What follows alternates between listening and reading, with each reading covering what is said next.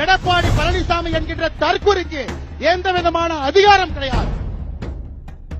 தவழ்ந்து காலில் விழுந்து பதவியை பிடித்து எடப்பாடி பழனிசாமி ஒரு புரட்சி தலைவர் புரட்சி தலைவி நடத்திய ஒரு கட்சி, தமிழகத்தில் திமுகவுக்கு மாற்றாக இருக்க வேண்டும் என்று தமிழக மக்கள் நினைத்த ஒரு கட்சி. கூவத்தூர்ல நீங்க என்ன அநியாயம் பண்ணீங்க?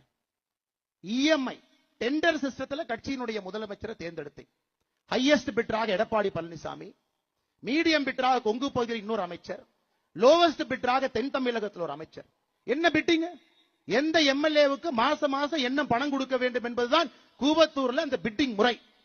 அதன் பிறகு தவழ்ந்து காலில் விழுந்து பதவியை பிடித்து எடப்பாடி பழனிசாமி இந்த தன்மான மிக்க ஒரு விவசாயினுடைய மகனை பச்சை இங்கிலே 10 ஆண்டு காலம் கையெழுத்து போட்டு ஒரு பைசா வாங்காத இந்த அண்ணாமலையை பற்றி சொல்வதற்கு எடப்பாடி பழனிசாமி என்கின்ற தற்குறிக்கு எந்த விதமான அதிகாரம் கிடையாது.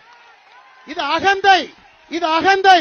2026 புரட்சி தலைவர் புரட்சி தலைவி நடத்திய இந்த கட்சி இது போன்ற கிணத்து தலைகள் என்று வழிநடத்திக் கொண்டிருக்கின்றீர்கள். தூக்கி எறியப்படுவீர்கள். 4வது இடம் கூட கிடையாது. 2026 சட்டமன்ற தேர்தலில் அனைத்து இந்திய அண்ணா திராவிட முன்னேற்ற கழகத்திற்கு 4வது இடம் கூட கிடையாது.